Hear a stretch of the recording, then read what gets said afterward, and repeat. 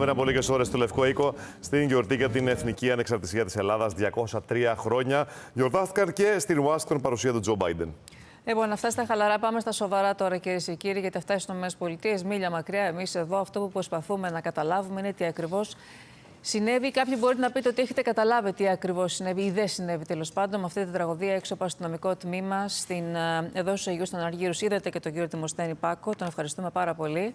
Πολλές φορές μας έχει βοηθήσει να κατανοήσουμε και εδώ θα προσπαθήσουμε με τη βοήθεια σας να καταλάβουμε, κύριε Πάκο, από το πρωτόκολλο τι πρέπει να ισχύει, τι δεν πρέπει να ισχύει. Πράγματα που εσείς ξέρετε και εμείς εννοείται ότι δεν. Ξέρω γιατί το κάνω αυτή τη δουλειά και δεν το κάνω συνάλληση σε ένα τμήμα. Εγώ σε άλλη υπηρεσία είμαι. Εσείς είστε στους δρόμους, εσείς είστε έξω, αλλά ξέρετε πολύ καλά. Είστε το πρώτο κανάλι το οποίο βγαίνω. Δεν το λέω ούτε με καμία διάθεση, ξέρετε, να λείψω τον οποιονδήποτε. Δεν βγήκα σε κανένα κανάλι αυτές τις μέρες, γιατί ξεκινήσαν κάποιοι δίθεν συνδικαλιστές να κανιβαλίζουν πάνω στο θέμα, να βγαίνουν επισπεύδοντες εναντίον των συναδέλφων τους.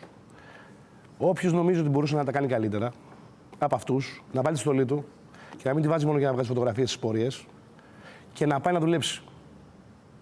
Για το κλείνουμε. Εγώ δεν τα έχω ούτε με τους δημοσιογράφους ποτέ, ούτε με τους πολιτικούς, ούτε με κανέναν. Και κανείς δεν ισοπεδώνει τη δουλειά που έχει γίνει όλο το προηγούμενο διάστημα. διάστημα. Βλέπω ορισμένους, και είμαι πάρα πολύ θυμωμένος, είπε κάποια ότι έχουμε συνάδελφούς μας οι οποίοι δεν είναι καλοί στη δουλειά τους, να πάρει φιλοπορία αύριο το πρωί, να πάει στο τμήμα των Αγίων Αναργύρων ο ίδιος ή η ίδια, να πάει να δουλέψει, να τα κάνει καλύτερα. Γιατί μας έχει ενοχλήσει όλους το περιστατικό και εμένα. Νομίζω πιο πολύ εσάς έχει ενοχλήσει. Ένας νέος άνθρωπος σκοτώθηκε από έναν αλήτη μπροστά στην πόρτα του αστυνομικού τμήματος. Αυτό είναι ένα γεγονός. Έγινε. Από εκεί και πέρα, το να κανιβαλίσουμε εναντίον όλης της ελληνικής αστυνομίας, όλων των συναδέλφων, ότι δεν κάνουν τίποτα σωστά, ότι τίποτα δεν πάει καλά, δεν πάει έτσι. Τις παθογένειες τις ξέρουμε, τις έχουμε καταγγείλει και εμείς ως συνδικαλιστές οφείλουμε να τις καταγγέλουμε συνέχεια. Όχι όποτε μας βολεύει και εκ του αποτελέσματος. Παρ' όλα αυτά, και εσείς είμαι σίγουρη ότι βλέπετε αυτές τις παθογένειες και μέρος αυτών των παθογενειών είναι όσοι βρισκόμαστε σε διάφορες θέσεις. Και εμείς, ξέρετε, δεν έχουμε πάντα μια καλή μέρα στη δική μας τη δουλειά. Ένας γιατρός μπορεί να μην έχει μια καλή μέρα. Τα αστυνομικά τμήματα είναι όλες οι μέρες κακές. Πού το αποδίδεται αυτό, είναι η έλλειψη προσωπικού, τι είναι? Κυριάρχησε τόσο πολύ το ρουσφέτη στην ελληνική αστυνομία, σας το έχω ξαναπεί, που πλέον οι υπηρεσίες στα αστυνομικά τμήματα είναι άδειες. Θα μου πείτε αν ήταν γεμάτη η υπηρεσία, θα γινόταν αλλιώς περιστατικό. Μάλλον δεν γινόταν αλλιώς. Γιατί εδώ είναι μια σωρία λαθών. Το θέμα είναι όμως να μην δικάζουμε τους αστυνομικούς περισσότερο από το δράστη. Έχουμε δικάσει. Δεν έχω ακούσει πουθενά για το δράστη. Ούτε τρομάτων δεν έχω δει, ούτε τίποτα. Διαβάζω, ξαναδιαβάζω. Δικάζουμε τους αστυνομικούς περισσότερο από το δράστη, από αυτόν τον αλήτη που έστειλε στο θάνατο ένα κορίτσι 28 χρονών. Για τον οποίο δεν έχουμε αναρωτηθεί. Πώς ήταν έξω, γιατί ήταν έξω, πότε δικάστηκε, γιατί έχει ξαναδικαστεί, γιατί τίποτα δεν έχουμε αναρωτηθεί. Τα έχουμε πει. Δεν έχουμε αν αυτό στα ψηλά γράμματα της ιστορίας πέρασε. Και εμείς εδώ... Αλλά ταυτόχρονα αναρωτιόμαστε, κύριε Πάκο, αναρωτιόμαστε και αυτό. Γιατί ήταν έξω, αν ήταν πραγματικές ψυχιατρικές γνωματεύσεις, αν έπρεπε να είναι μέσα ή όχι. Αλλά αναρωτιόμαστε και για τον σκοπό, αν έπρεπε και αυτός να είναι εκεί. Που είχε καταδικαστεί για συμμετοχή σε εγκληματική οργάνωση και σε δεύτερο βαθμό είχε καταδικαστεί. Πάμε λοιπόν. Αυτός λοιπόν μέχρι να αποταχθεί. Τον στείλανε μέχρι να αποταχθεί, μέχρι να τελεσυνδικήσει η απόταξή του. Θυμήστε μας για ποιο λόγο έχει καταδικαστεί. Δεν το γνωρίζω. Σας μιλάω ειλικρινά, δεν είναι και στην περιφέρεια. Ήταν κάποια συμμετοχή σε εγκληματική οργάνωση. Δεν το γνωρίζω. Ούτε ο πρώτος είναι, ούτε ο τελευταίος. Αυτός λοιπόν μέχρι να αποταχθεί επιστρέφει. Και θα αποταχθεί, ας πούμε, σε 1 μήνα, σε 2 μήνες, σε 3 μήνες. Και τον στέλνει η υπηρεσία σε ένα αστυνομικό τμήμα. Ο διοικητής του αστυνομικού τμήματος κάτι πρέπει να τον κάνει. Αν είχε 100 ανθρώπους, ίσως να μην τον έβαζε σκοπό. Να τον έβαζε να κολλάει χαρτόσημα για να μην είναι με τους πολίτες. Το διοικητή αυτόν τον ρωτήσαμε πόσους ανθρώπους είχε να βάλει σκοπούς. Αν είχε 10 ή 3 για να κάνουν αυτή τη δουλειά, δεν τον ρωτήσαμε. Διαβάζω καρατομήσεις. Είναι πάρα πολύ ωραία λέξη, είναι πάρα πολύ ωραίο για να εντυπωσιακή λέξη. Ναι. Καρατομήσεις. Δεν κάνει ο Πάκος Δημοσθένης για διοικητής του αστυνομικού τμήματος. Δεν κάνει. Τον διώχνουμε από το αστυνομικό τμήμα. Πού τον πάμε? Στην άλλη υπηρεσία του θα κάνει? Δηλαδή, λέμε καρατομήσεις. Αυτό είναι ερώτημα το οποίο δεν απαντήσουμε ούτε εγώ ούτε εσείς. Πρέπει να υπάρχει μια συγκεκριμένη διαδικασία. Ότι αν εγώ κρυθώ ότι πειθαρχικά ή ποινικά με πάνε σε υπηρεσία Α, με διώχνουν το σώμα. Ο διοικητής από τον πλανήτη Γη. Τον οποίο δεν γνωρίζω προσωπικά. Ο διοικητής ή οι διοικητής, τους οποίους δεν γνωρίζω προσωπικά, γιατί είναι ο Αγίος Αναργύρος και είναι άλλο σωματείο, είναι άλλη ένωση. Πειθαρχικά πού κρίθηκε? Ο διοικητής δεν ήταν εκεί. Πού κρίθηκε πειθαρχικά? Πρέπει να κριθεί. Φαντάζομαι θα κριθεί. Πειθαρχικά, ο διοικητής που κρίθηκε ότι είχε 26 ανθρώπους, δεν ήταν καν στο σημείο την ώρα του περιστατικού και λέμε καρατομήθηκε. Και τι έγινε? Καρατομήσαμε και το καλοκαίρι τους τροχονόμους. Μετά τι? Καρατομήσαμε το καλοκαίρι τους τροχονόμους για 200 Κροάτες που κάναν βόλτα όλη την Ελλάδα και σκοτώσαν έναν άνθρωπο. Οι τροχονόμοι φταίγανε. Κοιτάξτε, έχουμε χάσει λίγο το μέτρο. Κάθε φορά που γίνεται ένα περιστατικό και μπλέκεται η ελληνική αστυνομία, το πώς το χειριζόμαστε και επικοινωνιακά και η αστυνομία ίδια πώς το χειρίζεται. Αργότερα από τους Κροάτες έγιναν κάποιες κρίσεις, όπως ξέρετε πολύ καλά, στην ελληνική αστυνομία. Πριν από 3 μήνες νομίζω έγιναν αυτά. Το οποίο, εξ όσων αντιλαμβάνομαι και το ρεπορτάζ, έπαιξε ρόλο στις κρίσεις και τα γεγονότα του Αυγούστου στην Νέα. Διαφωνώ, αλλά δεν το συζητήσω. Εντάξει, το ρεπορτάζ δεν ήμουν μπροστά στις ούτε ξέρω ακριβώς. Διαφωνώ, αλλά δεν το συζητήσω. Γιατί δυστυχώς εγώ είμαι λίγο αιρετικός. Η πολιτική ορθότητα δεν είναι κάτι που μου ταιριάζει. Γενικώς ως άνθρωπο, θα πω τα πράγματα όπως τα πιστεύω και μπορεί να κάνω και λάθος και αν κάνω λάθος θα ζητήσω συγγνώμη. Εδώ πρέπει να δούμε τι γίνεται στην κοινωνία. Έχουμε μια ακραία βία, η οποία δεν είναι αστυνομικό ούτε πολιτικό ζήτημα, είναι κυρίως κοινωνικό. Γιατί στην Ελλάδα έχουμε αναγάγει όλα τα ζητήματα είτε σε αστυνομικά είτε σε πολιτικά. Μια ακραία βία στους ανηλίκους, μια ακραία βία εναντίον των γυναικών, των παιδιών. Εναντίον των πάντων. Εκεί λοιπόν πρέπει να δούμε ως κοινωνία τι κάναμε λάθος. Προφανώς το περιστατικό αυτό, αφού το απομονώνουμε, οι αστυνομικοί έχουν κάνει λάθη. Θα μου πείτε, αν ήσασταν εσείς αξιωματικός υπηρεσίας, τι θα κάνατε? Θεωρητικά θα κρατούσα την κοπέλα εκεί και θα καλούσα εγώ το 100 ή θα κάνα κάποιες άλλες ενέργειες. Δεν ήμουν εκεί όμως. Ένα αστυνομικό τμήμα έχει την ημέρα 100 ανθρώπους οι οποίοι το επισκέπτονται, από τους οποίους οι 75 απλά απασχολούν τους αστυνομικούς. Το ξέρετε όλοι. Απλά απασχολούν. Το 100 έχει 11-12 κλήσεις το 24ωρο. Ένας τηλεφωνητής σηκώνει 300 τηλέφωνα, από τα οποία το 70% είναι είτε φάρσες, είτε άτομα με ψυχολογικά προβλήματα. Οπότε ο τηλεφωνητής προσπαθεί να διαχειριστεί το περιστατικό, να πάει παρακάτω για να έρθει να αντιμετωπίσει το δύσκολο περιστατικό. Δεν μπορεί να γνωρίζει αν είναι δύσκολο. Γι' αυτό έχει εκπαιδευτεί και σε λίγο θα κάνουμε μια σύνδεση με έναν άνθρωπο από τη Θεσσαλονίκη. Θα δούμε τη Λία Χριστάρα. Για πάμε να δούμε τη Λία, νομίζω την έχουμε. Με τον κύριο Σημεωνίδη. Προφανώς έχει εκπαιδευτεί. Για να μπορεί να φιλτράρει. Δεν είναι έτσι ακριβώς. Ωραία, δεν είναι έτσι ακριβώς. Να χαιρετήσω και τον κύριο Σημεωνίδη. Καλημέρα και στη Λία. Νομίζω ακούγα τι λέει ο κύριος Πάκος. Οπότε να πάμε κατευθείαν στον κύριο Σημεωνίδη. Λία, έλα. Καλημέρα. Να πούμε ότι ο κύριος Σημεωνίδης δεν είναι απλά στο κέντρο άμεσης δράσης. Είναι ο άνθρωπος που είναι μαζί με τους τηλεφωνητές που δέχονται όλα αυτά τα τηλεφωνήματα και τις καταγγελίες και στέλνει και τους αστυνομικούς που είναι έξω στο πεδίο, στα περιστατικά και θα μας πει ακριβώς από την πολύτιμη εμπειρία του.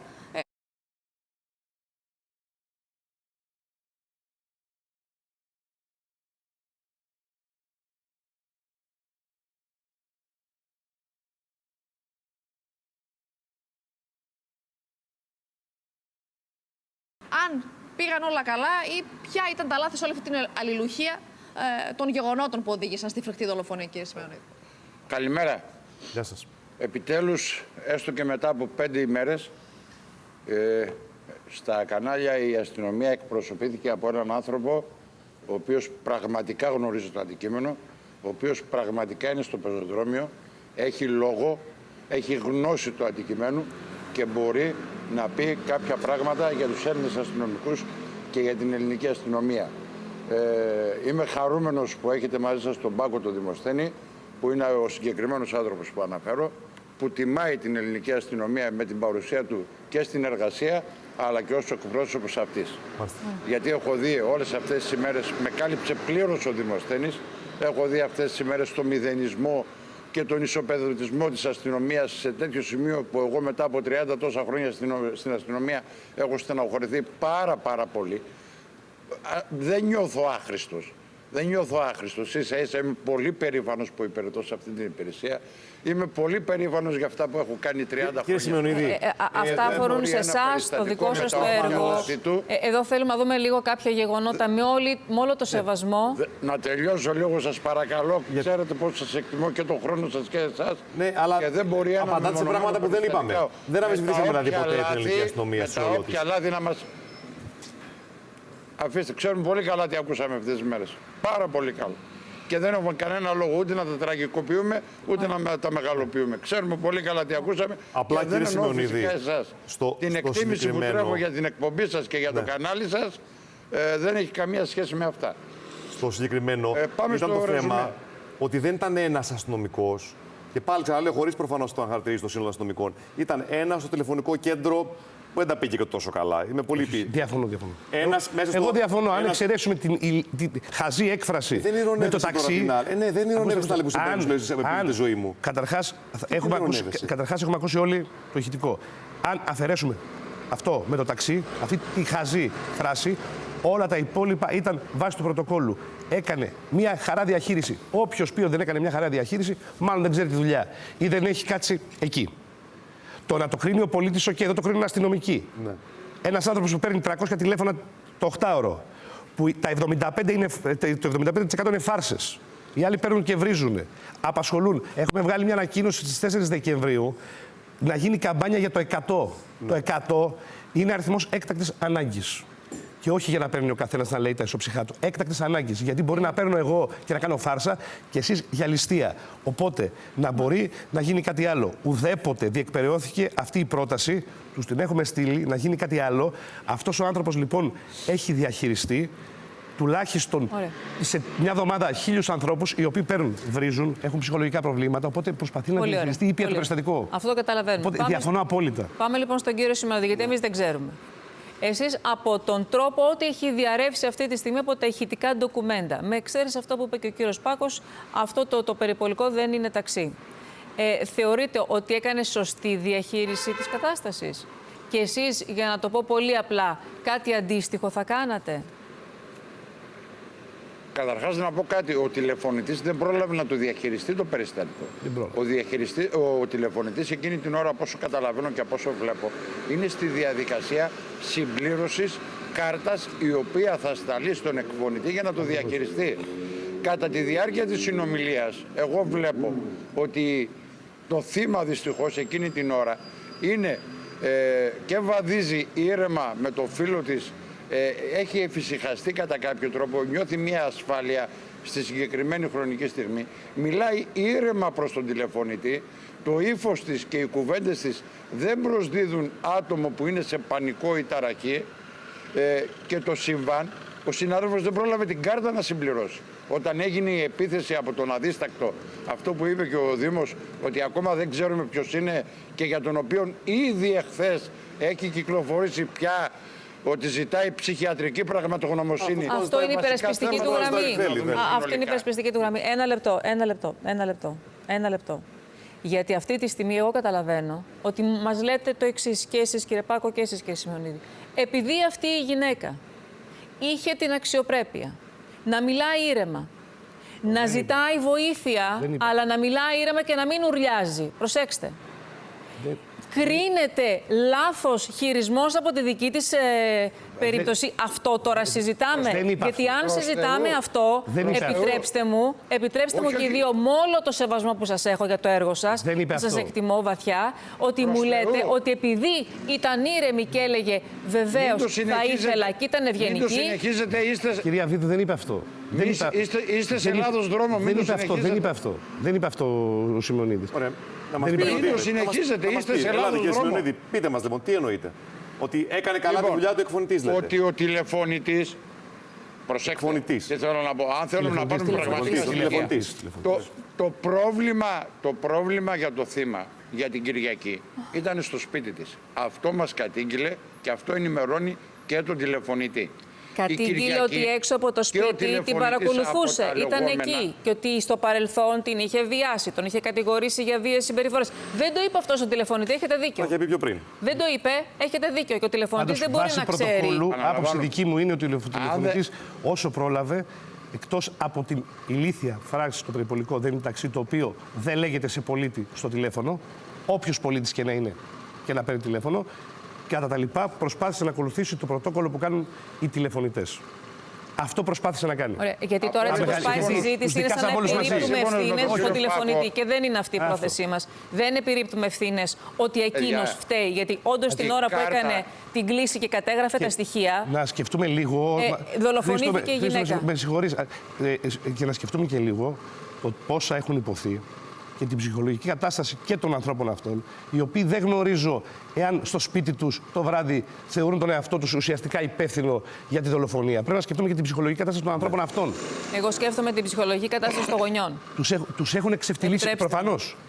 Πρώτα είναι η οικογένεια. Πρώτα είναι το θύμα και η οικογένεια. Απλά και οι άλλοι άνθρωποι, οι οποίοι άλλος έκανε τη δουλειά του, κυρίως ο τηλεφωνητής, όσο καλύτερα μπορούσε. Κάποιοι ίσως να μην την κάναν τόσο καλά, αλλά τους έχουμε δικάσει περισσότερο από το Φωνιά. Ναι. Καλά, ο Φωνιάς θα δικαστεί, θα κάνει ό,τι να γίνει, θα τα βρει η δικαιοσύνη και έτσι τον Φωνιά δεν ασχολούμαστε γιατί θεωρούμε ότι όχι το 99,9, το 100% της κοινωνίας είναι απέναντί του. Γι' αυτό το θεωρούμε και δεν το θέτουμε σε αμφισβήτηση, γι' αυτό πάμε την κουβέντα παρακάτω. Θα δούμε αν σε 5 χρόνια θα είναι έξω, σε 6 χρόνια θα είναι έξω. Θα το δούμε. Θα είμαστε εδώ και θα το δούμε και θα το καταγράψουμε. Κυρία Σημεωνίδη, απλά αυτό που βλέπει ο κόσμος είναι ότι δεν είναι ένας αστυνομικός. Είναι ο ένας ο τηλεφωνητής, ο άλλος σκοπός, η αστυνομικός πάνω, η υποδιοικήτρια πάνω στο τμήμα. Άρα, σαν να μαζεύονται πολλοί που δεν έκαναν κάτι όπως πρέπει. Αλήθεια. Αυτό είναι το θέμα που βλέπει ο κόσμος. Είναι αυτό που λέει ο Δήμος. Τους δικάσαμε όλους, τους καταδικάσαμε όλους, χωρίς να ξέρουμε τα πραγματικά περιστατικά. Από όσο διάβασα τη μαρτυρική του φίλου της, ο πρώτος που συνέτρεξε και πήρε το μαχαίρι ήταν ο σκοπός και ό,τι θέλουμε ας λέμε για το παρελθόν του. Μιλάμε για πραγματικά περιστατικά. Βγήκε μέσα, σύμφωνα με τις μαρτυρίες, βγήκε η υποδιοικήτρια ή βγήκε η αξιωματικός και είπε ότι το μαχαίρι ήταν εκεί, δεν το είχε κλωτσίσει τελικά. Να μας πει λίγο Κώστας Τάμου, να δει αυτό το κομμάτι. Δεν το ξέρω εγώ αυτό, σωστά. δεν το γνωρίζω. Ένα λεπτό, κύριε Σημεωνίδη. Διαβάσατε... Να μας πει ο Κώστας Τάμου. Ό,τι έχει διαρρεύσει, κύριε Σημεωνίδη. Ό,τι γνωρίζουμε και ό,τι έχετε ακούσει κι εσείς. Έλα, Κώστα. Ο Κώστας Τάμου, να μας πει ο συνάδελφος που είναι έξω. Αυτά που άκουσα, καθώς ένα κομμάτι του ρεπορτάζ έχει να κάνει με το πώς ενήργησαν και οι καταθέσεις των 3 ανθρώπων οι οποίοι κλήθηκαν να διαχειριστούν το συγκεκριμένο περιστατικό. Αφενός ο τηλεφωνητής, ο αστυνομικός στο τηλεφωνικό κέντρο της αμέσου δράσεως και φυσικά η υποδιοικήτρια του τμήματος και η αξιωματικός υπηρεσίας. Εδώ υπάρχει το εξής παράδοξο: ότι 3 άτομα αστυνομικοί με τους οποίους 28χρονο επικοινώνησε προκειμένου να περιγράψει από τι απειλείται και τι της συμβαίνει, δεν έχουν πάρει ούτε τα δικά της στοιχεία ούτε τα στοιχεία του δράστη. Και αυτό είναι πάρα πολύ κομβικό, καταλαβαίνετε. Καθώς μιλάμε ότι ακόμη και στην περίπτωση που κάποιος συνόδευε με ασφάλεια την Κυριακή στο σπίτι της, αν ο δράστης είχε βάλει σκοπό να τη σκοτώσει και την περίμενε όλο το βράδυ, θα το έκανε το επόμενο πρωί ενδεχομένως ή κάποια άλλη στιγμή. Καταλαβαίνουμε λοιπόν πως είναι πολύ κομβικό κάποιος να έχει μια περιγραφή, να έχει ένα ονοματεπώνυμο. Συγγνώμη, ο τηλεφωνητής προσπαθούσε τουλάχιστον να πάρει τα στοιχεία. Κανείς από τους αστυνομικούς δεν έχει πάρει τα στοιχεία. Οπότε μιλάμε για μια γυναίκα η οποία περιγράφει την απειλή της και κανείς δεν της λέει, δεν την ρωτάει ποιος είναι αυτός που την απειλεί, τι προφίλ έχει, αν έχει φάκελο στην αστυνομία. Είναι πάρα πολύ σημαντικά ερωτήματα αυτά τα οποία τίθενται για το πώς διαχειρίστηκαν οι αστυνομικοί το συγκεκριμένο περιστατικό. Και φυσικά ένα μεγάλο ερώτημα, Χριστίνα Δεκώστα, αν μου επιτρέπετε, είναι αυτό το περιβόητο περιπολικό, για το οποίο έχουμε ακούσει γίνει μια πολύ μεγάλη κουβέντα. Ωστόσο, η εικόνα είναι αδιάψευτος μάρτυρας. Το βράδυ της δολοφονίας υπάρχει βίντεο ντοκουμέντο στο οποίο φαίνεται ακριβώς σε αυτό εδώ το σημείο στο οποίο περπατάω να υπάρχει σταθμευμένο ένα περιπολικό. Δεν γνωρίζω αν είναι της αμέσου δράσεως, δεν γνωρίζω αν είναι το αστυνομικό τμήμα των Αγίων Αργύρων. Αυτό αποτελεί μέρος του πειθαρχικού ελέγχου των αστυνομικών. Σε κάθε περίπτωση υπήρχε στο σημείο περιπολικό. Το αν αυτό ενήργησε ή αν προσπαθούσε να συνοδεύσει την 28χρονη, αυτό νομίζω ότι προκύπτει από το τραγικό αποτέλεσμα του αν τελικά ήταν επιτυχής ή όχι η διαχείριση. Σε κάθε περίπτωση, αν μου επιτρέπετε, είναι πολύ σημαντική και κομβική και η κατάθεση που έχει δώσει η υποδιοικήτρια. Καθώς η γυναίκα λέει ότι η αστυνομικός λέει, όταν τη ρωτήσαμε αν την απειλεί ή κάτι άλλο, μας είπε πως την ενοχλεί χωρίς να προσδιορίσει όμως το είδος της ενόχλησης. Αυτό βέβαια θυμάμαι εγώ, καθώς δεν ήμουν και όλη την ώρα παρούσα. Μας ζήτησε μόνο εάν μπορούμε να τη συνοδεύσουμε μέχρι το σπίτι της, γιατί πίστευε ότι ο πρώην της την περίμενε εκεί. Επειδή δεν υπήρχε διαθέσιμο περιπολικό. Κώστα, περίμενε. Υπάρχει από το ρεπορτάζ απάντηση ή έχετε στοιχεία το αν κατέγραψαν τα στοιχεία της κοπέλας? Γιατί αν έχουν καταγραφεί τα στοιχεία της, δεν υπάρχει απάντηση. Υπάρχει απάντηση υπάρχει βιβλίο αδικημάτων συμβάντων, στο οποίο θα έπρεπε να έχει καταγραφεί. Οπότε εύκολο είναι. Μπορούμε να ρωτήσουμε την ηγεσία. Χθες μάθαμε, μπορεί και να μην ισχύει. Προσέξτε. Μπορούμε να ρωτήσουμε την ηγεσία. Μπορούμε να ρωτήσουμε την ηγεσία, η οποία μπορεί να μας δώσει μια απάντηση και να δώσει πραγματικές απαντήσεις, αν έχει γίνει καταγραφή. Γιατί ξαναλέω, εδώ έχει γίνει μια σωρία λαθών, αλλά πρέπει να δούμε τις παθογένειες. Πόσοι άνθρωποι δουλεύουν σε ένα αστυνομικό τμήμα, τι ρουτίνα έχουν, Το πώς, θα μου πείτε, δεν με ενδιαφέρει ως πολίτης. Να σας ενδιαφέρει. Γιατί όταν λέμε ότι το αστυνομικό τμήμα δεν βγάζει περιπολικό το βράδυ, το ότι είναι ένα σταθμένο περιπολικό απ' έξω δεν σημαίνει ότι λειτουργεί και υπάρχει άνθρωπος να το οδηγήσει. Εδώ υπήρχε. Τα αστυνομικά τμήματα είναι ΚΕΠ, προφανώς. Βάσει του πρωτοκόλλου, Υπήρχε λοιπόν. και ο οδηγός, υπήρχε και ο άνθρωπος τον οποίο είχε την υποχρέωση να μεταφέρει. Επειδή μας αρέσει να μιλάμε για πρωτόκολλα, βάσει του πρωτοκόλλου και των προβλεπωμένων, δεν προβλέπεται να βάλεις τον πολίτη μέσα στο περιπολικό. Εγώ μπορεί να το έσπαγα το πρωτόκολλο, γιατί τα πρωτόκολλα για να σπάνε. Με την ανθρωπιά. Εγώ μπορεί να το έσπαγα το πρωτόκολλο και να κρατούσα το κορίτσι εκεί για 2 ώρες να ηρεμήσει και μετά να την πήγαινα με το όχημα το υπηρεσιακό εγώ στο σπίτι. Μιλώντας για πρωτόκολλο, γιατί στην ιεράρχηση των προσώπων που ενδεχομένως να φέρουν μια ευθύνη, έχετε δίκιο ότι ο τηλεφωνητής ο έρμος ήταν στο τέλος και. Όμως, μιλώντας για πρωτόκολλο. Δεν προβλέπεται να βάλεις ό,τι και να λένε. Βάσει των προβλεπωμένων, δεν προβλέπεται να βάλεις τον πολίτη έτσι μέσα στο περιπολικό. Ομολογώ τελευταίο μόνο αυτό για να κλείσουμε να σας αποδεσμεύσουμε. Επειδή η λέξη πρωτόκολλα έχει λίγο περίεργα στα αυτή μου όταν έχω μια γυναίκα που έχει δολοφονηθεί. Ο άνθρωπος που βρισκόταν στη Σκοπιά, βάσει πρωτοκόλλου, αφού το επικαλείστε, όφιλε όταν δει μια γυναίκα να τρέχει να βγει έξω από το κουβούκλιο. Ναι, δεν έχω ακριβώς το περιστατικό. Εγώ σας είπα, έχει γίνει μια σωρία λαθών. Έχει ενοχλήσει τους πάντες το ότι ένας άνθρωπος νέος σκοτώθηκε μπροστά στην πόρτα του αστυνομικού τμήματος. Κανονικά, εφόσον έχει αντίληψη του περιστατικού, πρέπει να βγει έξω με το όπλο να δώσει εντολές σε αυτόν που έχει το μαχαίρι, αν τον βλέπει. Εντολές, να λέμε αστυνομικές εντολές, να αφήσει το μαχαίρι κάτω. Πάκο, είπε ότι δεν αντιλήφθηκε τίποτα. Τι να πω εκεί. Πώς είναι δυνατόν να είσαι σκοπιά σε ένα αστυνομικό τμήμα και να μην έχει αντιληφθεί. Γι' αυτό σας λέω, δεν μπορώ να πω κάτι εκεί. Σε αυτό δεν μπορώ να πω κάτι. Πρέπει να κλείσουμε. Ευχαριστούμε τον κύριο Πάκο. Ευχαριστούμε και εσάς, κύριε Σημεωνίδη, και τη Λία Χριστάρα που ήταν μαζί. Τον Κώστα Στάμου. Πάμε εμείς για να φεύγουμε από εδώ. Στο θέμα, βέβαια, μένουμε, γιατί θέλουμε πάρα πολύ να πάρουμε την άποψη ενός